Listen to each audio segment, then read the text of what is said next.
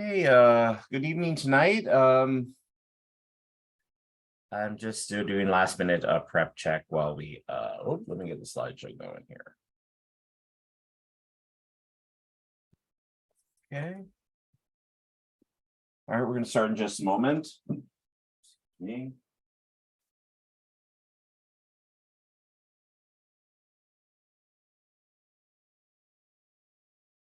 All right, so welcome to my SAT tutoring course. This is Josh Wiener, and I'd like to say hello tonight. Let me turn my video on really quickly. Hello? You see me? Where is it? Can I put it in the upper right? Well, hi, thanks for being here tonight. My name is Josh Wiener, and I developed this course over the last 10 years in service to tutoring houses in Brooklyn.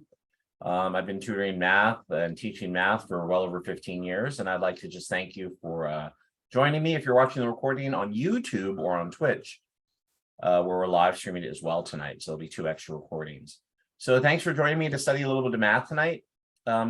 This course is being offered for free by donation. I did spend many years street performing and playing music to pay my way through college. And so as a gift back to the community, this is by donation. I've heard year over year, parents and educators saying how difficult it is to have the advantage that parents who have SHSAT courses for their children or SAT can do much better on these standardized tests. So this is my gift back. We're saving it on YouTube, both my SHSAT class for free this year and SAT. Very successful the last 15 years with these problem sets. And each year I revise them to improve them in 3 tiers, easy, mid, and challenge level. So enjoy. If you'd like to donate, donations go to, let me take this off the screen. Go here. You can see the photo of me, Josh Wiener 10 at Venmo. I do recommend $50 a lesson, but this is completely voluntary. You can pay in as much as you want, whatever you think the course is worth. But if you just give me a friendly email, I can give you access to all of the quizzes, classworks, and homeworks, as well as any support videos that you need for any of the lessons.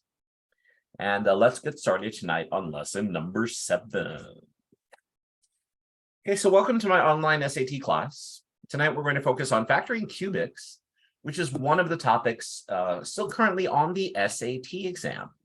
The SAT focuses mostly on 9th and 10th grade math, of topics of algebra, geometry, the coordinate plane, charts and graphs, probability and statistics, and a few other math topics. In its current form, it is still 2 sections. Section 3 is the math test. It's a no calculator, 25 questions in 20 minutes.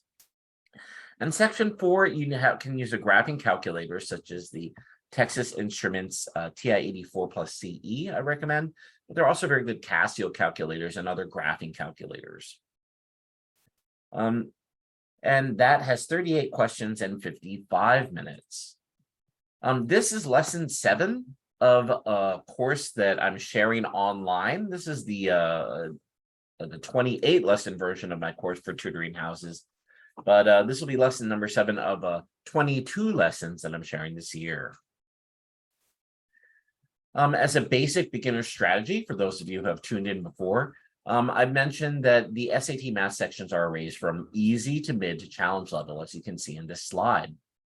For the section 3, which is 20 questions total, the first 10 questions are easy to mid-level, with the challenge questions being at the end of the multiple choice, 11 to 15. They're clustered there. And then it follows grid-ins that also follow that pattern, mostly easy to more challenging questions. So a good strategy is to do the first 10 questions fast and accurate, skip questions 11, 15, and then find any grid-ins that are easy for you. After you make it through their first read of the exam, pause, check the time, maybe 12 minutes left in the section, then go back and work on questions 11 to 15 with those remaining 12 minutes. With this strategy, you're performing much more accurately by trying to get 100% on the easy and mid-level questions. Then you have less anxiety and you can focus on the challenge problems. Similarly, in section 4, which has 38 questions, You do questions 1 to 20, fast and accurate. Skip over 21 to 30 and do any grid-ins that are easy for you. Check the time, maybe you have 25 minutes remaining. Then what you can do is go back and work on those 10 problems, 21 to 30 for the last 25 minutes. Finish up any other problems that you skipped and finish up. With this strategy, we found great success at tutoring houses and private tutoring, getting students above the average or 500 score in math on the SAT. Remember, a lot of students have organizational and test anxiety problems for standardized tests, and this is a timed assessment. So you want to perform so you earn at least a 500 score or the average score. It is a normalized test, so after the standard deviation is calculated, a 600 score would give you the 84th percentile, 700 score 97th, and an 800 or perfect score is in the upper tail here, 3 standard deviations above. So the highest score you can get on an SAT math section is 800, and the lowest score is a 200. The same with the verbal section. The highest score is an 800, the lowest score is a 200. So the point, your total score on the SAT will range from 400 to a perfect score of 1600. It's in working towards that score that's above 500, which is a score that then you would want to put into your college portfolio as you get ready to apply to colleges. Remember that there are some basic skills that will help with your fluency for this exam. You should be familiar with PEMDAS, linear and quadratic word problems, linear equation forms such as slope-intercept, y equals mx plus b, familiar with the shortcuts such as adding or subtracting two equations, and other shortcuts in your mathematics work. Tonight, to help you get organized, we're focusing on a specific topics that come on the SAT of factoring cubics. There are really two methods of factoring that are covered on the SAT. The first is called front and back pair factoring.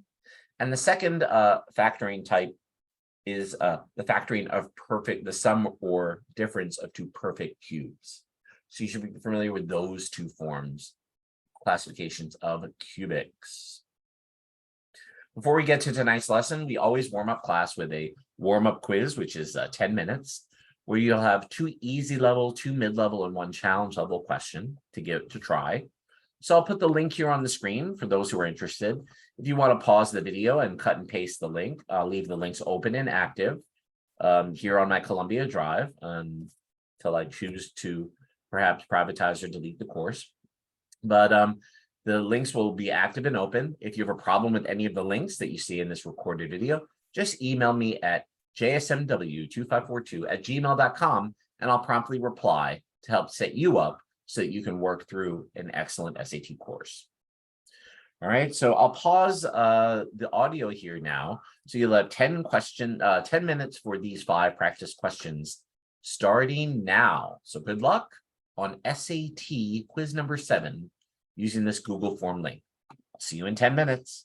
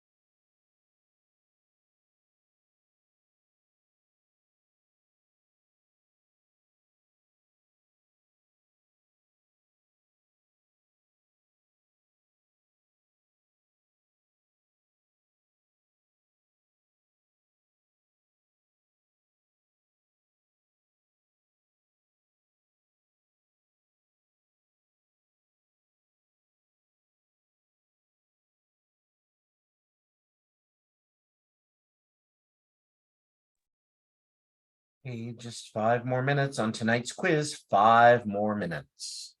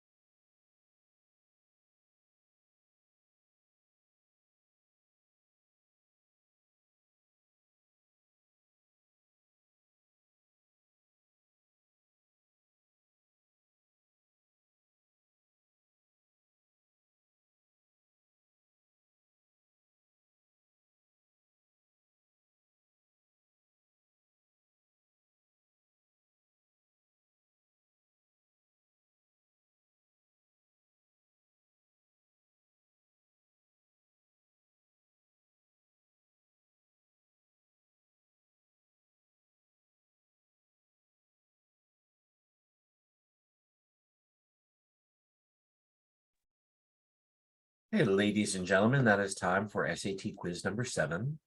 So please finish the problems that you're working on and make sure you have an answer for all 5 questions for a standardized test.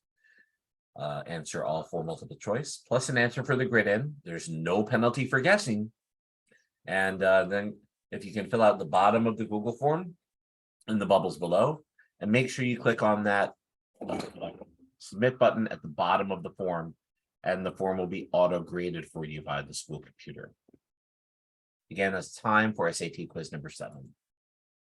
What we'll do now is, while you're wrapping up and submitting your form online, is I'll go over a method to solve each of the problems step by step in less than 2 minutes. So here we go with the quiz that was just taken, all 5 problems. Question number 1 was easy level. It says, given a of x equals x squared minus y squared, what is the value of a of x when x equals 25 and y equals 7? Well, here we're plugging in the values for x, so we'll have 25 squared, or 25 times 25, minus 7 times 7 for our a of, it actually should be written in parametric form, a of x, y, like this. Because we're plugging in, it's 2 variables. That really should be fixed. All right, so then 25 times 25 is 625, and then 7 times 7 is 49. Okay, but what I'll do to make the math a little easier is I'll do 625 minus 50 plus 1. That's the same thing. Because 625 minus 50 is 575, plus 1 is 576. So the correct answer was B, 576. For question number 1.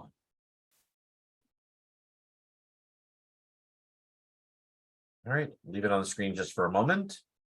And if you have any questions on that quick shortcut here, I just rewrote minus 49 as minus 50 plus 1, because then this math is easier here.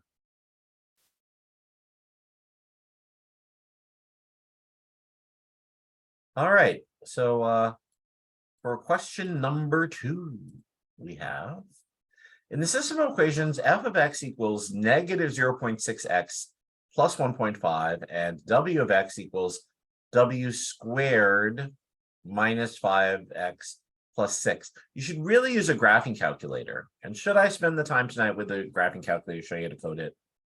The answer is, can I do this? Do I want to do this? Yes, you deserve it. All right, let's X out of the PowerPoint and let's find the TI-84 Smart View. Here we go. All right, so I'm going to open up the TI-84 Smart View. Hopefully, it's still working. Hello, TI-84 Smart View. Don't worry about these other forms that should not be here. How unprofessional. Yo, all right, there we go. Yeah, we good. We good. All right, here we go. So I do have a split screen. So what I can do is I can full screen this. And then this is really an awesome app if you haven't used the Smart View app. What was I doing? I was doing something with quadratics with one of my other students. So let me X these out. No biggie, no biggie, no problem. All right, the first equation was negative 0.6x plus 1.5. So that's a linear equation with a downward slope. And then second equation is the quadratic x squared minus 5x plus 6, right? Plus 6. So if we're to graph them, we'll see that there's the line and there's the parabola. Looks like 1, 2, 3, 4, 5 will be enough for this. So I'm going to change the window, click window. And then I'm going to do x minimum as -5 and x maximum is 5. And I'm going to do the same for the y values because that's a better local picture. I guess I could zoom in too, but I like typing it in as well. All right, so now when we graph it, we get a good picture here. They want the, what does it say? The point of intersection with the greater x-intercept. So in other words, there are 2 places where we have an intersection. It looks like this one here. I'll just put a field around it and that one there. So this one has the greater x-intercept would be this intersection point, and this one would be the lesser intersection point there. Okay, I'll star them with a little gold star here. That's intersection 1, that's intersection 2. So apparently we want intersection 2. Okay. So it looks like if each of these tick marks is equal to 1, then it has to be choice D, because it's between 2 and 3. And it's negative, it's in the 4th quadrant, but it's not that close to -1. It's not even halfway between this origin and this tick mark. So it looks like it has to be D. Just to confirm that, hold on, let me refresh here. Oh, wait. I gotta turn off the annotator because it overrides.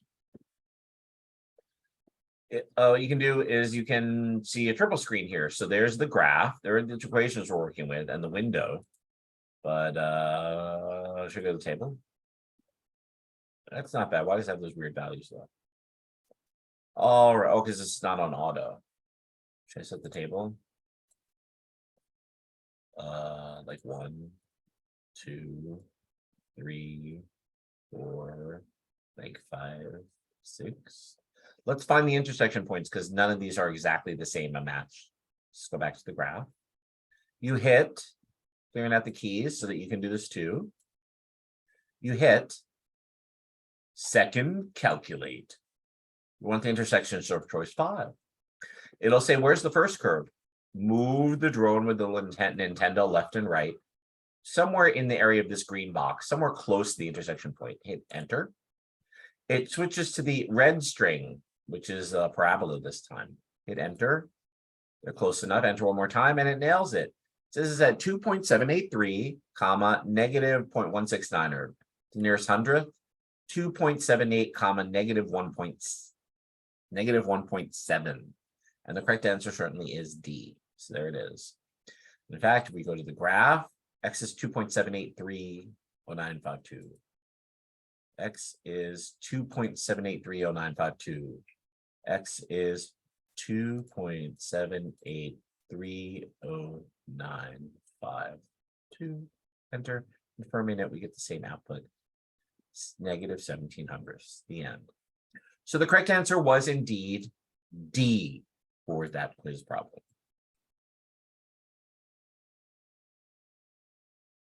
D was correct for question number 2. It's easy if you have had a coding class. If you've worked with your graphing calculator, then yes, it's easy. I guess students said they were complaining like, I don't have a graphing calculator. Well, let's box it out then. We know that the intersection is here at that's 3, then that's about 2.7 for X. But for the Y value, we just have to be careful. We can see that it's right there. So maybe it's easy. Students like, yeah, that's not that hard. Because if I draw it as a blue line, you can see here the X coordinate is this edge of the rectangle box. It's the right side of the rectangle. And then from this little thin rectangle, that's the intersection point, is at those crosshairs. And that is answer choice D. So it's easy that way, just do it by inspection. Okay, and we're done. None of the other answers make sense because we wanted the second intersection point right there. Okay. And according to the box count, each box is a half unit. So 2.5, a little more than 2.5, it has to be C or D. But D is correct. That's the correct Y scaling because we're not at negative 0.5 is this green line. We're not there. We're not at negative 0.5 yet. Okay. Let's go to question number 3. What is the location of the center of the circle? X minus 4 equals X plus 3 equals 100. Oh, we just don't want the center. So the center is at HK. So just follow the template. H is 4, so X is 4. But it's minus K, but we have a 3, so we have a double negative situation here. So that means that just knowing the formula, H equals 4 plus 4, but K is -3 because it's really a double negative. So the location of the center is at 4, -3 on the coordinate plane, so quadrant 4. Correct answer was C. C was correct.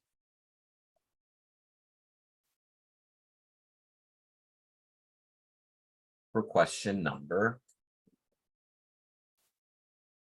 3. Just follow the template. Okay, you have to know that formula. All right, next one, question number 4. How many cubes of side length 2 can be packed into a box that is 16 units in length, 8 units wide, and 8 units high? Let's draw it. One way of drawing in 3D is we're going to draw it as it's kind of long, so it's 16 units long and it's half as high. So I'll draw 2 squares side by side because that will give me a double length. So you're 2 8 by 8 squares. That means that it's 16 long, 8 units high, but then I have to draw the same size square sort of offset like this, right? And then I'll connect to another one like a domino pair. So we have double area. All right. 2 squares side by side. Okay, so now connect the corners. Here's our box. And what we're saying here is that the cubes that are being placed in the box are 2 by 2. So that means that since the box is what, 8 units, that means that, well, half of 8, this would be a 4 line. Half of that would be 2. So it's a little corner cube like this. So I'll try and draw it. This is one of the cubes that we're going to place here. We'll start in the corner so we can pack them and not waste any space. Okay. But as you can see here in my 3D rendering, which I'm doing freehand, by the way, that's our corner cube, right? But the point is this 16 units in this direction, and it's 8 units in this direction, and it's also 8 units high. So how many cubes can we stack wasting no space? Well, if this is 16 units, and this is 8, and the height is 8, we know that the blocks are 2 by 2 by 2. So that means 16 divided by 2 is 8 blocks along this axis. And then it's 8 blocks deep. So on the ground, if we were to pack them, 8 blocks along this side, and then we'd have 4 rows of them. So that means that on the bottom layer, if I were to quickly draw it with in yellow, if we were to do to the bottom layer, 4 blocks in that direction, 8 blocks, that would be the bottom layer of cubes, right? We could fill in the box. Just have to, I'm not going to draw it, but we just have to do something like this. Maybe I will draw it. It'll just take like 15 seconds. Right? And then this would be 1, 2, 3, 4, 5, 6, 7, 8. And then we have 4 rows of them. So here's all 32 blocks on the bottom on the first level. But then we can stack them 4 high because it's 8 units tall. So 4 blocks tall. Right, 4 levels. So the total volume of the 2 by 2 by 2 cubes is 8 times 4 times 4, which is equal to 8 times 4 is 32 times 4, which is, well, 3 times 4 is 120 plus 2 times 4 is 8. So we can fit of those little blocks, 128 of them into that giant box, this rectangle prism. We'll fit 128. Why did I write 120? 128. Correct answer was A. 128 2 by 2 by 2 cubes can be fit into the large box.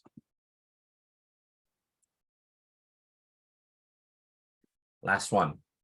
Question number 5. How many prime numbers less than 50 are of the form P equals 5 mod 6? All right, there are some different ways to write this out. Sometimes I do the sieve or Rasmussen. Should I do that for you? Why not?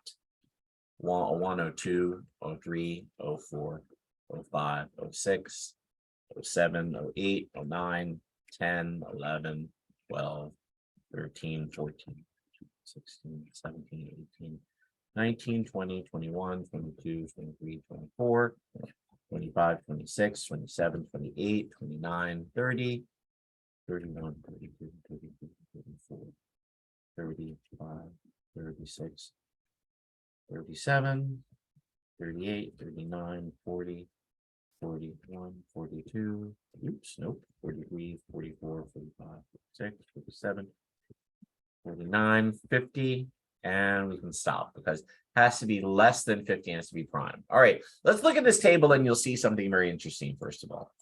On the far right of the table, Erasthenes said, well, look at my wonderful columns. If we were to do all the numbers and start with 1 here, and then go across, this is column 2, we'll number that 2 up above, and 3, and 4, and 5, and so on. Well, we have 6 columns on the building, and then after we get to 6, we're going to go all the way back to the beginning, like an old typewriter, or we write right to left in the English language. 7 would be the next number here, and so on. Then we go to the right up to 12, then start again on the first column. So then we'd be counting by 6s, right? And in fact, look at the right times table. This is the 6 times table, right? But in modular math, if you've ever had that with a teacher, this is 0 mod 6. In other words, if we divide any of these numbers by 6, we get a remainder of 0. And I don't like it in capital, so I'm going to make it lowercase just so you can see it. This is 0 mod 6, this column. So how do we like label the columns so they make sense? Well, think about it. Like if you have like 31, I'm picking a random number here in this column. Well, that means that it's 30, but remainder 1, right? So if we divide by 6, that'd be a remainder of 1. Also 25, that's 24 plus 1. So this is the remainder or 1 column or 1 mod 6. All right, and so on. So 2, 3, 4, this would be the column we're interested in. 0 is 5 mod 6. All right, so I'll highlight that in green. That's the first fact that you have to realize. The writer is focusing on column number 5. So let's box it over here. That's this column of numbers. So of the numbers that we need to try, we need to see, are any of these numbers in this column, which will have a remainder of 5, will they be prime? Well, Erasthenes furthermore said, and this might make it easier, he said, well, 2 is the only prime, but any multiple of 2 will be divisible by 2. So I can draw an arrow here, any number after 2, like all these numbers, even none of those will be prime in column number 2. Similarly, all are all even here, so none of these are prime, and none of these are prime. And then amazingly, Erasthenes said, well, be careful, because also if we go to column number 3, since 6 is divisible by 3, 3, 6, 9, 12, 15, 18. All of these will be on the 3 times table. We can eliminate all these. So a long time ago, he said, and maybe it is worth mentioning, that all primes, if you divide by 6, will have a remainder of 1 or a remainder of 5. This is a basic number theory fact. But what we're interested in is to go through this list of candidates. These might be our champion primes here, but how can we eliminate this network without doing that much math? Well, it's worth going over his sifting method, because now we're going to eliminate some numbers like this. Well, look at 5. 5 is 1 less than 6. So if we add 6, we're here, but then if we subtract 1, then we get the next multiply of 10. Go down 1, plus 6 minus 1 is really plus 5. Plus 6 minus 1. Plus 6 minus 1, and we can eliminate all these multiples of 5 with this blue arrow. Similarly, 30 is on the 5 times table, but then go down plus 6 minus 1, plus 6 minus 1, plus 6 minus 1. We can eliminate all these because they're on the 5 times table. Then amazingly, he said, well, yeah, that's 5 is to the left of 6, but also 7. The 7 times table, that's plus 6 plus another 1, plus 6 plus another 1. So it will be along this diagonal. So 7 is eliminated, 14, 21, 28, 35, 42, 49, and so on. So you get this sort of Argyle sock pattern, if you know what I'm talking about. All of the numbers here in these three columns are eliminated, but also any of the ones on diagonals. It turns out that this is 5 times 7 is 35 is eliminated. So the ones that are not eliminated are prime numbers. We don't have to go beyond 7 because we won't get into that too much, but because these are 2-digit numbers, right? We don't have to test 9 because 9 is a multiple of 3. Right, but these are the prime numbers that are less than 50. 31 didn't get hit on the multiple on the times table for 2, 3, 5, or 7. 23 is a prime, 29 is a prime, 41 is a prime, and 47 is a prime. 5 is also a prime. 1, 2, 3, 4, 5, 6, 7. There are 7 primes that survive the sifting process, or the sieving process by Erasthenes. And there they are. 5, 11, 17, 23, 29, 41, and 47 are all prime numbers. They're there. Okay. All right, let's get to today's core lesson, and we're going to just go over a couple of techniques for factoring cubics, certain classifications of cubics. And this really works out. It's nice to know the factor patterns for certain cubics. Now, if you studied math and you know that there was a quadratic formula, there's also a cubic formula and even a formula for 4th degree equations. But they're quite complicated, and usually we use a computer to just plug in the coefficients, and the computer will tell you the roots, how many are real and how many are imaginary and what they are. All right, so there are formulas, and they're a little more complicated than the quadratic formula. So we're not going to go into that. If you're interested in such things in your polynomial math and classifications of these polynomials, you can study that in higher math. As you're a math or an engineer or interested in it. What we're going to do is we're going to go look over 2 techniques for cubics, and here we go. The SAT mathematics section will present some of the types of cubics that can be factored. Factoring skills taught in core high school lessons include the 4-term front and back pair factoring. That is the same technique used for AC factoring problems in the previous lesson on quadratics. In the next lesson, we will study the quadratic formula, which solves all of the quadratic equations.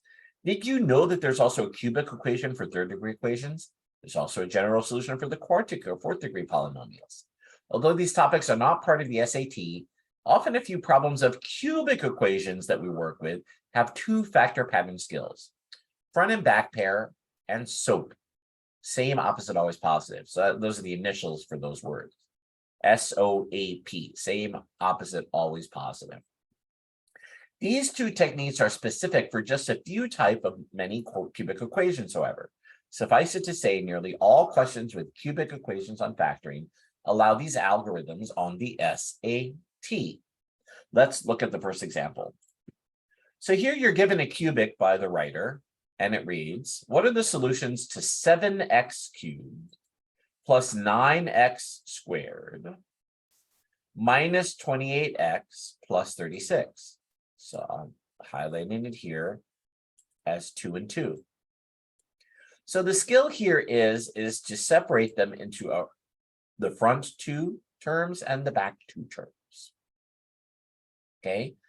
And I also factored out the negative sign here for this problem. Maybe I shouldn't have, because we're not going to need to. All right, so here 7 and 9 are co-primes, so nothing can be factored out other than the x squared for the red pair. So we left factor the greatest common factor, and it's x squared. For the back pair, you also handled separately, and you can factor out -4. And lo and behold, we have a common factor now, 7x plus 9 in the front half and 7x plus 9. So we have one of the binomial pairs. The other factor is created from the GCFs. So we put together x squared and the -4 And that because they're being left factored. First, we're multiplying in x squared, then we're bringing in -4. Okay, so now that the equation is factored, we have x squared minus 4 times 7x plus 9. Since a conjugate is present, we can rewrite x squared plus 4 as x plus 2 times x minus 2 times 7x plus 9. Then, to solve for each factor, solving for 0, we get the solutions are, for the first factor, x equals -2. For the second factor, if x is 2, we'll have a 0. And for the third factor, if we plug in -9 upon 7, that's the third solution to the formula above. So we can easily find these three rational solutions to the cubic 7x cubed plus 9x squared minus 28x minus 36. The next type of cubic that's on the SAT, and this is the only other type, if it's not in 4 terms, it's this type of cubic, which is following the sum of 2 cubes or difference of 2 cubes pattern. So in learning the factor pattern, there's a mnemonic device called SOAP. So for the sum of 2 cubes we have, if you have a cubed and you add to it b cubed, it's the same as a plus b times a squared minus ab plus b squared. And then for the difference of 2 cubes, a cubed minus b cubed, it's equivalent to a minus b times a squared plus ab plus b squared.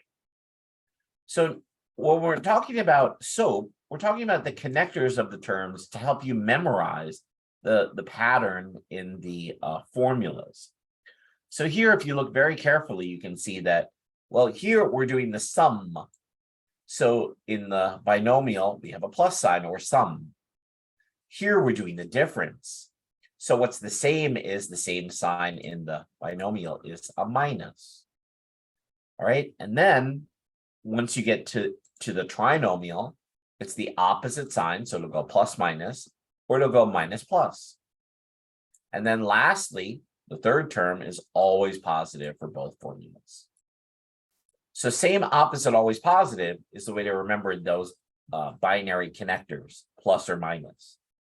For the sum of 2 cubes, it's same opposite always positive, so plus minus plus. For the difference of 2 cubes, it's same opposite always positive, so it's minus plus plus. And there you have it, the factor patterns that are used on the SAT when they present to you a cubic.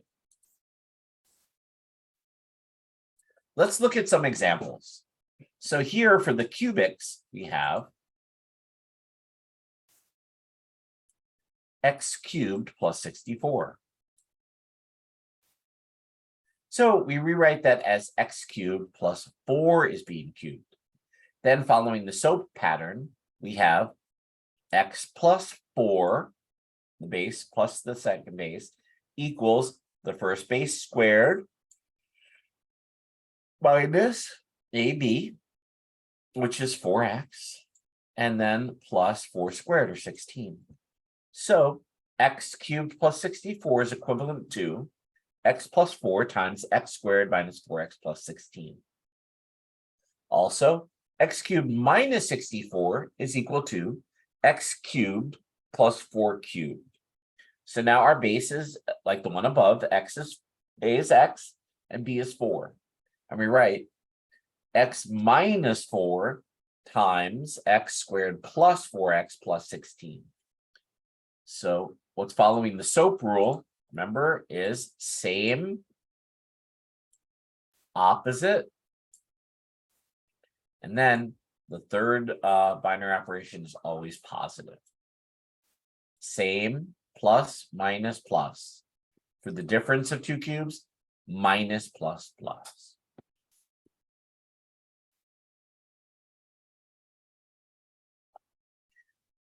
Rewrite x cubed plus y cubed as a factor pair when x equals 10 and y equals 1. Okay, let a equal 10 and b equal 3. Yeah, that 1 is incorrect. It should say 3. Then we have, no, the 3 is incorrect. It should say 1. It should say 1 for the first example. So then we have 10 plus 1, that's correct. times 10 squared minus 10 plus 1. Then we have 10 plus 1 is 11 times 91, which is 1001. For the difference of two cubes, when we have x equals 10 and y equals 3, we have a equals 10 and the base or b equals 3. So 10 minus 3, which is 7, times 100 plus 30 plus 9, or 139. 7 times 139 is 973.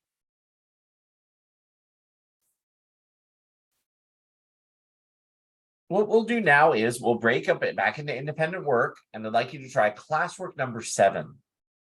And in the interest of time, because this is just a 90-minute class, I'd like you to do the classwork, click on the Google form, and it should open up to a fresh window with the blank sheet for you with 25 practice questions. Since we are on a timed test here, class of only, 90 minutes total, we have to do odd questions only, like 1, 3, and 5. So please skip questions 2 and 4 and all other even questions. In the interest of time, all you have to do is work on the odd questions to go over. All right, so good luck on tonight's lesson, factoring cubics. And you'll see the 4-term factoring method as listed, or front pair and back pair. All right, good luck. I'll see you guys in 20 minutes.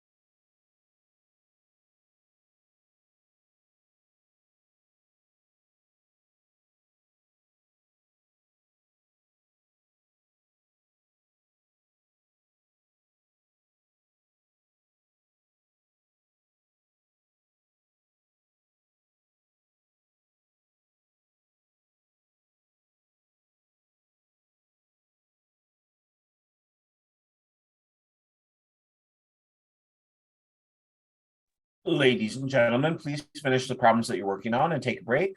That's time for our 20-minute practice. And we do need to move on. It's only a 90-minute class, and a wrap up for tonight by reviewing one easy, one mid, and one challenge level question. So thank you for being here. I'm going to X out just to refresh the app, excuse me, here for the slideshow on this. It should be correct now. Give me here. And what we'll do is we'll go to the bottom of the form where we'll see the classwork number 7, factoring cubics. Sorry, give me just a moment here. I should say 7, factoring cubics. Pardon me. There it is. All right, so here are the solutions to the classwork. Again, it's lesson number 7, so it's odd questions only. And 1 was A, 3 was D, 5 was C. 7 was B, 9 was C, 11 was A, 13 was B, 15 was C, 17 was A, 19 was D, 21 was 5, 23 was a half, 25 was 7. Let's take a look at just a few of these problems, and we'll make sure we go over each of the methods for factoring cubics. Let's go back to question 1. All right. So question 1 is front pair, back pair factoring. And I'm going to write it nice and neat for you guys so you can save this if you'd like to study with it. Here we have x cubed minus 2x squared. That's the front pair. And then plus we have minus x plus 2. Okay, so there's our front and back pair as presented by the writer. And it's in degree order, cube first and then square, and then x minus 2. So we have to do the greatest common factor of the front pair. So we're going to do that first, and we get that's x to the second power can be moved out to the left. All right, x squared.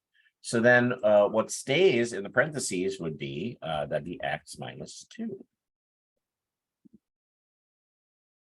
And then remember that we have to do the GCF of the back pair, but it really is -1. But since we want to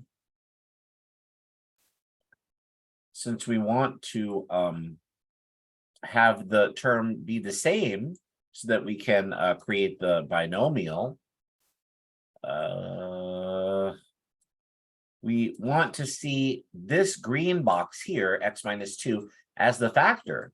So if we factor out -1, we can rewrite it as a plus x.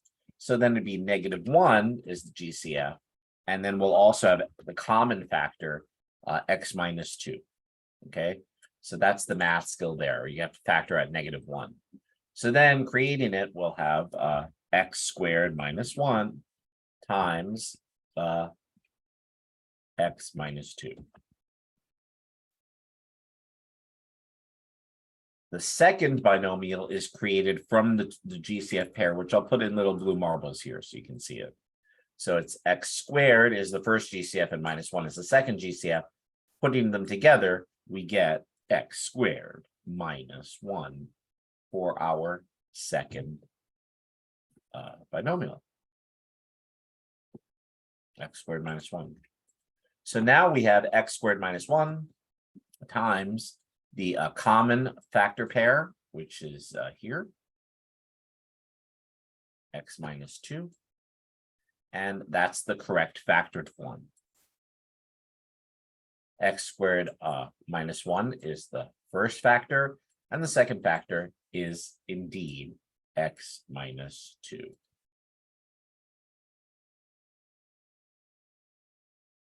So the correct answer was A. X squared minus 1 times x minus 2 equals 0.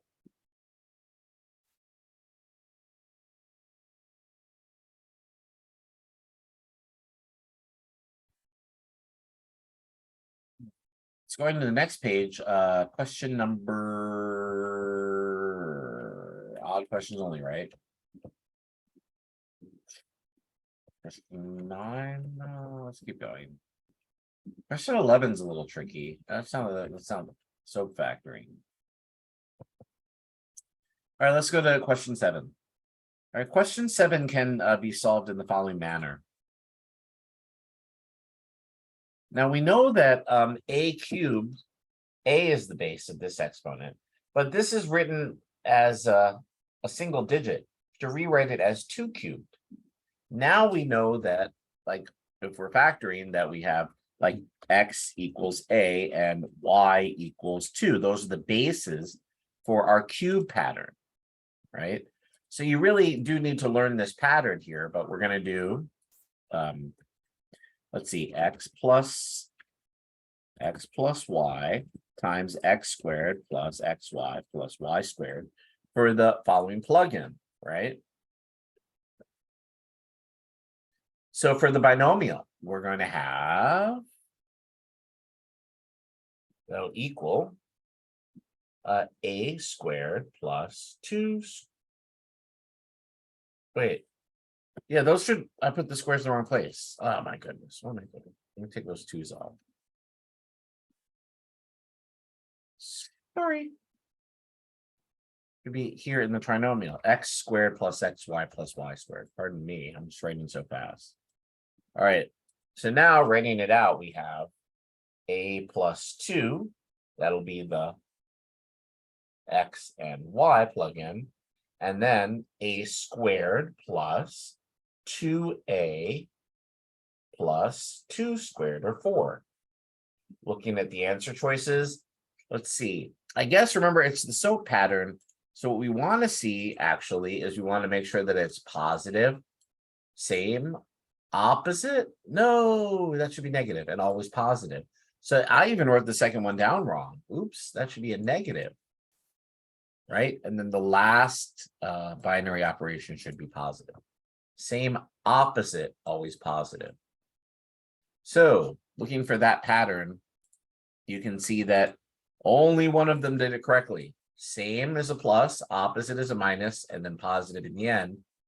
Plus, minus, plus. Correct answer was B.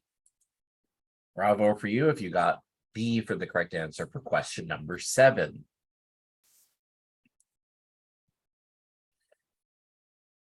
All right, last one for tonight so we can wrap up.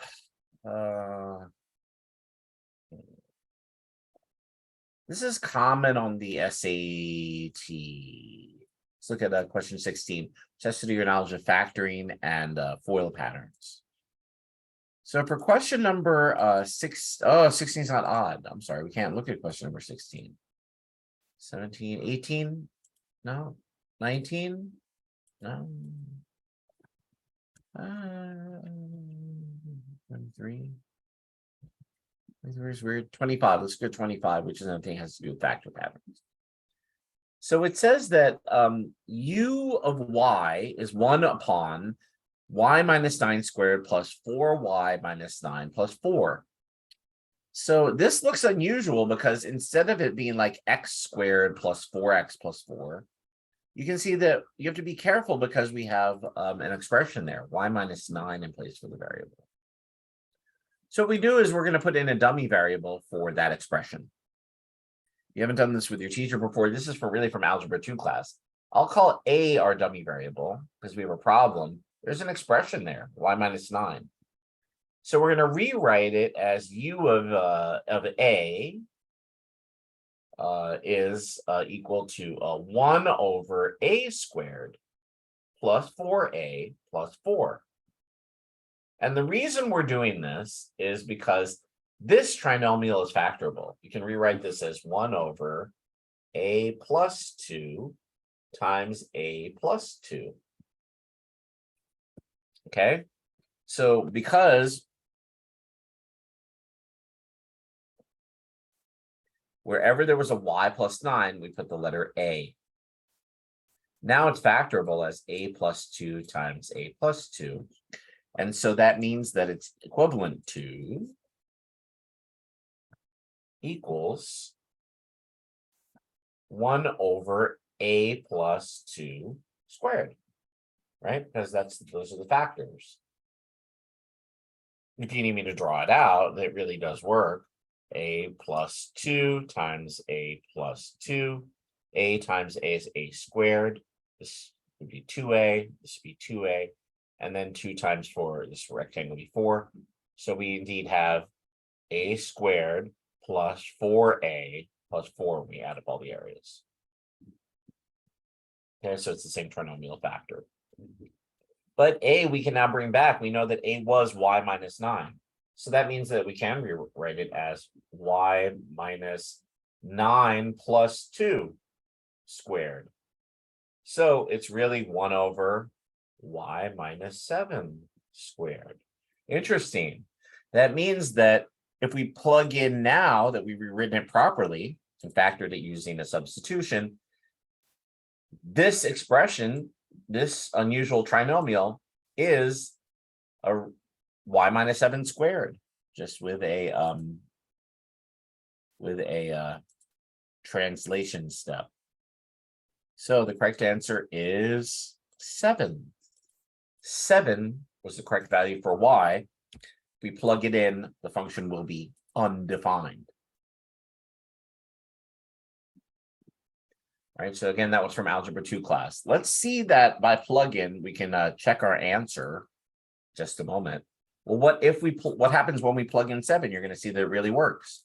Then we'll have 1 over 7 minus 9 squared plus 4 times 7 minus 9 plus 4. Well, 7 minus 9 is negative 2. Negative 2 squared is 4. Plus negative 2 times 4 is minus 8 plus 4. And we get a 1 over 0 problem, which is undefined. So the correct value is 7 will be undefined for this function rule.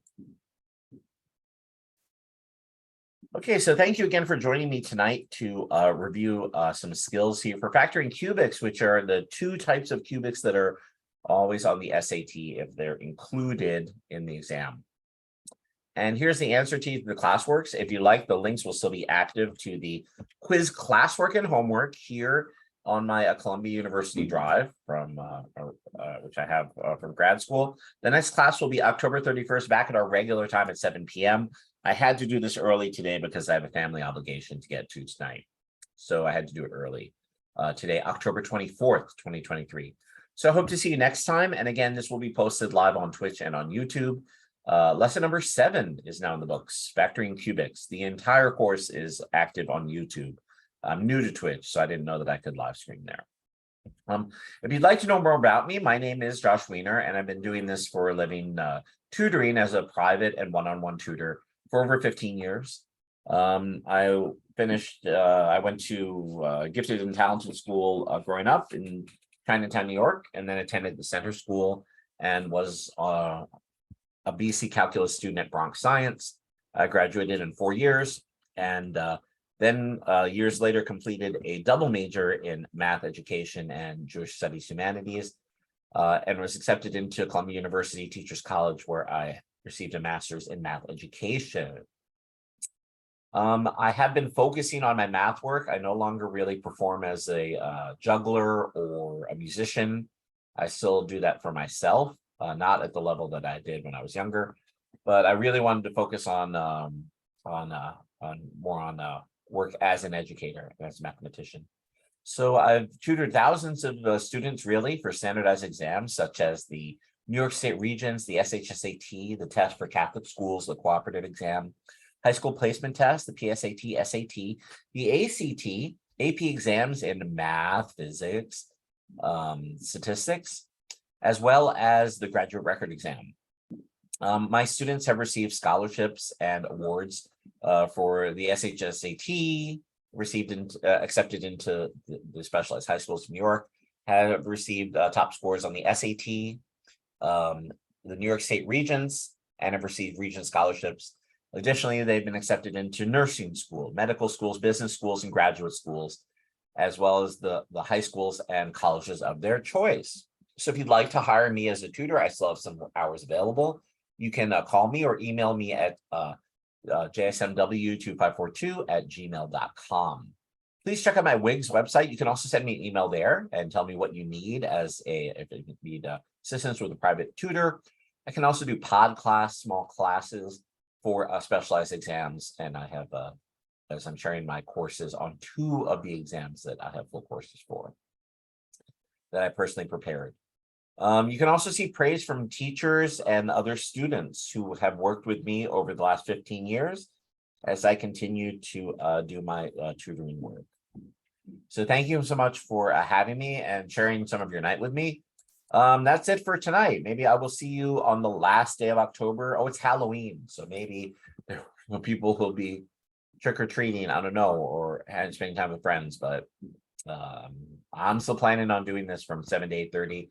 I'll just leave a bowl of candy outside if there's trick-or-treaters or answer the door. All right. So hope you have a peaceful week, and remember, happy studying to you, and thanks for spending some time with me studying mathematics. Take care, and bye-bye.